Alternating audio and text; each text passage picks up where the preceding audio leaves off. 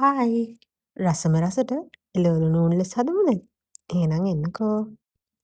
මේ විදිහට නූඩ්ල්ස් හැදුවොත් නම් ඔයාලා අනිවාර්යයෙන්ම හැමදාම කයි. එහෙනම් හදමු. ඉස්සෙල්ලාම මෙන්න මේ විදිහට තෙල් ටිකක් වැඩියෙන් දාගන්න. ඒකටම අපි සොසේජස් එකතු කරගන්නවා. මම මේකට කන්න වෙනම ග්‍රේවි එකක් හදන නිසා චිකන් මේකට ඇඩ් කරගන්නේ නැහැ. ඔයාලා චිකන් ග්‍රේවි එකක් හදාගන්න නැත්නම් ඔයාලට චිකනුත් මේත් එක්කම එකතු කරගන්න පුළුවන්. මේ විදිහට සොසේජස් ටික හොඳට බැදුනම මම මේකට ඉඟුරු සුදු ලුණු තලාගත්ත ඒවා දාගන්නවා.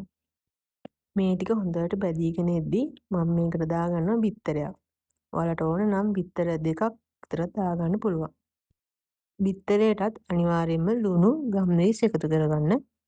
එතකොට තමයි බිත්තරේ රස. ඊළඟට බිත්තරෙත් හොඳට ස්ක්‍රැම්බල් කරගෙන අපි මේ ටික ඔක්කොම එකට හොඳට බැද ගන්නවා. ඊළඟට මම මේකට හීනියට කපාගත්ත කැරට් ටිකක් එකතු කරගන්නවා. ඒත් එක්කම ඔයාලට පුළුවන් ලූණුත් එකතු කරගන්න.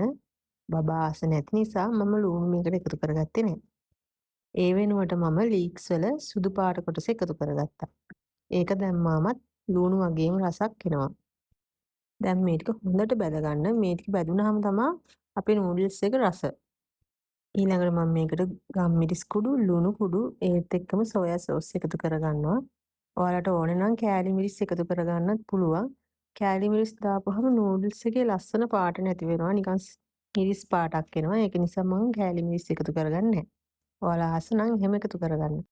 දැන් මම එකතු කරගත්තේ නූඩල්ස්. ඔයාලා අනිවාර්යෙන් මතක තියාගන්න නූඩල්ස් ඕනමට වැඩිය තම්බන්න එපා. බාගෙට තැම්බෙද්දි නූඩල්ස් ටික හොඳට පෙරලා සීතල වතුරෙන් හොදන්න.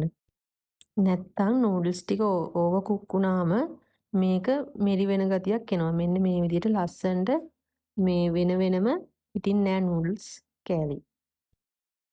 අනිවාර්යයෙන්ම නූඩල්ස් එක ඇරලා තම්බ ගන්න.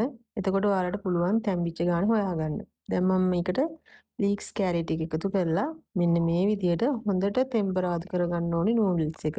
ඔයාලට පේනව නේද නූඩල්ස් එක හොඳට වෙන් වෙලා තියෙනවා. එකට ඇලිලා නැහැ. හරිම ලස්සනට තියෙනවා. ඒත් එක්කම මේ නූඩල්ස් එක මේ මොකවත් බ්‍රෑන්ඩ් එකකින් ගත් එකක් නෙමෙයි. මේක සාමාන්‍ය කඩේක කිරලා ගන්න තියෙන නූඩල්ස් එකක්.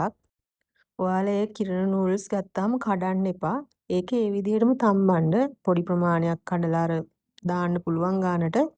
ඒක පොඩිවට කඩපුවාම තමයි මෙරි වෙන ගතිය වැඩි වෙන්නේ. ඔන්න දැන් අපේ නූඩල්ස් එක හරියටම හැදිලා තියෙන්නේ. ඒකට මම හදාගත්ත මේ විදිහට චිකන් කරි එකක්. ඒත් එක්කම ඉතින් අපිට නැතුවම බැරි පරිප්පුවත් හදාගත්තා. මොනවා තිබ්බත් පරිප්පු නැත්තම් වැඩක් නැහැනේ. එහෙනම් මේ වගේ රසට නූඩල්ස් එකක් හදලා ඔයාලත් කාලා බලන්න.